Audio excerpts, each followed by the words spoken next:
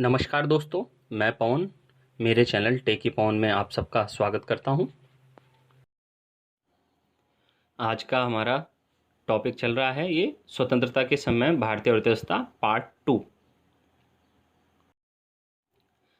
प्रश्न 21, भारत में रेलवे का आगमन कब हुआ और किन दो स्थानों के मध्य यह चली?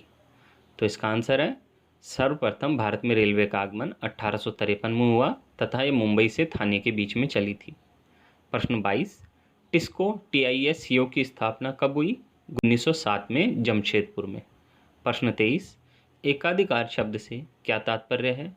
जब उत्पादन पर किसी एक ही कंपनी का अधिकार हो तो उसे हम एकाधिकार कहते हैं।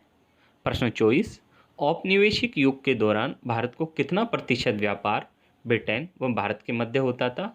तो 50% व्यापार ब्रिटेन व भारत के मध्य होता था।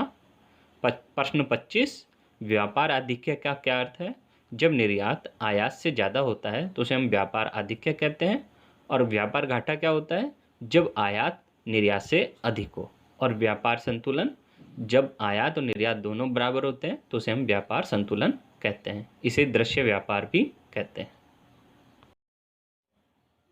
प्रश्न 26, भारतीय इतिहास में किस वर्ष को जनसंख्या का महाविभाजन वर्ष कहा जाता है?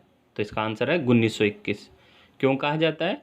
क्योंकि 1921 में भारत की जनसंख्या लगभग 25 करोड़ थी और वो वर्ष ऐसा था जिस वक्त भारत की जनसंख्या नेगेटिव हो गई थी, ग्रोथ उसकी, यानी कि गिर गई थी उसकी वृद्धि दर। और फिर उसके बाद जो हमारी जनसंख्या बढ़ी है तो दिन दुगनी रात चौगुनी तरक्की के साथ बढ़ी है, जिसके कारण भारत आज जनसंख्या विस्फोट के अंत में पहुंच गया है। प्रश्न 27, 1921 में भारत की जनसंख्या कितनी थी? 25.14 करोड़। प्रश्न 28, भारत में पहली जनगणना किस वर्ष की गई? इसका उत्तर है प्रथम जनगणना 1872 में की गई, लेकिन क्रमवार व्यवस्थित जनगणना 1881 से प्रारंभ की गई है। प्रश्न 29, 1951 में भारत की जनसंख्या का कितना प्रतिशत प्राथमिक क्षेत्र में कार्यरत था? 72.7% जनसंख्या प्राथमिक क्षेत्र में, प्राइमरी सेक्टर में कार्यरत थी। प्रश्न 30, आर्थिक परिवर्तन के तत्व कौन कौन से होते हैं? तो आर्थिक परिवर्तन में आते हैं यातायात के साधन, संचार, बैंकिंग आदि।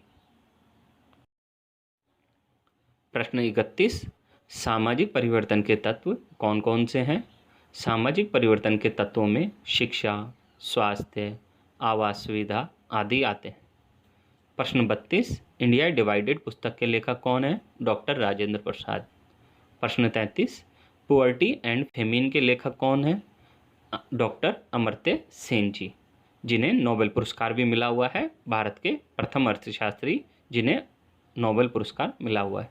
प्रश्न 34, इकोनॉमिक हिस्ट्री ऑफ इंडिया के लेखक कौन है? दत्त रमेश चंद्र जी। प्रश्न 35, कृषि के व्यवसायीकरण से आपका क्या अभिप्राय है? तो इसका उत्तर है उपभोग के लिए खेती करने के स्थान पर बाजार के लिए खेती करना, अर्थात जीवन निर्वाह खेती के स्थान पर व्यवसाय के लिए खेती करना ही कृषि का व्यवसायीकरण है। इसके अंतर्गत किसान अपने उपभोग के लिए तो उत्पादन करते ही हैं, साथ में वो मार्केट में फसल बेचने के लिए भी प्रोडक्शन करते हैं। प्रश्न 36, एक विशेष प्रकार का सूती कपड़ा जिसका उत्पादन विशेषकर बंगाल में होता है, कौन सा है वो? मलमल का कपड़ा। प्रश्न 37, 20वीं सदी के पूर्वार्ध में भारत की राष्ट्रीय आय में वृद्धि दर क्या थी?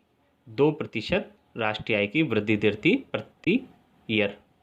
प्रश्न 38, स्वेज नहर की शुरुआत कब हुई थी? 1869 में। प्रश्न 39, व्यापार में आधिक्य का क्या अर्थ है? निर्यात का आयात से ज़्यादा होना। प्रश्न 40, उत्पादन संरचना का क्या तात्पर्य है? कार्यशील जनसंख्या का उत्पादन के विभिन्न क्षेत्रों में विभाजन होना ही उत्पादन संरचना का तात्पर्य है।